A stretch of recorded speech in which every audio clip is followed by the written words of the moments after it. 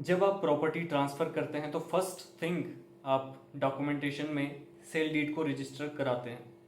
Sale deed की registration के लिए कौन से डॉक्यूमेंट्स हैं जो आपको ज़रूरत पड़ती है, क्योंकि जब आप रजिस्ट्रार से अपॉइंटमेंट लेते हैं, आजकल ऑनलाइन जम्मू में अपॉइंटमेंट होती है, तो तब आप कुछ डॉक्यूमेंट्स अपलोड करते हैं ऑनलाइन। वो क्या क्या हैं, इस पर बात करेंगे। फर्स्ट थिंग इज कि आपके पास ड्राफ्ट होगा सेल डीड का, जो आपके वकील साहब ने आपके लिए ड्राफ्ट बनाया होगा, जिसमें पूरी डिस्क्रिप्शन होगी प्रॉपर्टी की और पैसों के बारे में सब कुछ उसमें इंफॉर्मेशन होती है। उसके बाद आपका प्रॉपर्टी का फर्द आ गया, जो आप खरीद रहे हैं या बेच रहे हैं। फर्द के लिए भी ऑनलाइन अप्लाई हो जाता है आजकल, कुछ ही दिनों में फर्द आपको मिल जाता है।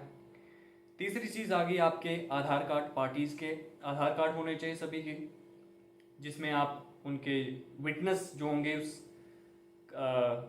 केस में, जिसे आप खरीदते हैं तो विटनेस वहाँ पे होंगे, उन विटनेस की भी आधार कार्ड कॉपीज़ और ओरिजिनल भी साथ में होना चाहिए उस टाइम जब आप वहाँ पे रजिस्ट्रार के पास जाते हैं।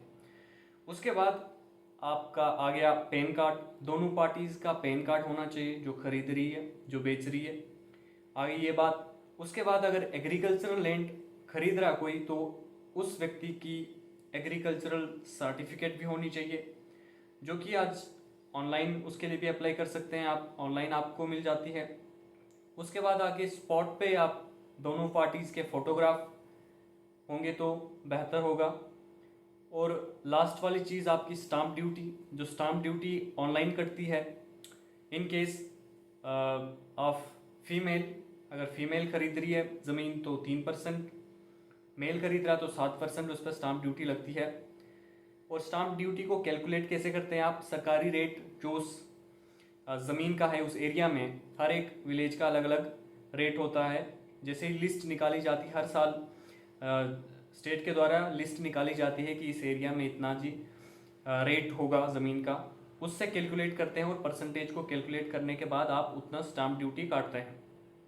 उसके बाद जब ये ऑनलाइन सारा प्रोसीजर होता है, अब आपकी सेल डीड तैयार होगी, उस पर सिग्नेचर्स वगैरह, थंब इम्प्रेशंस लगते हैं, विटनेसेस की सिग्नेचर वगैरह लगती है।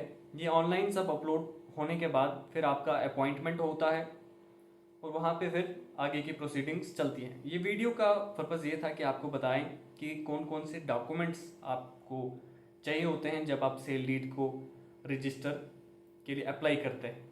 Thank you.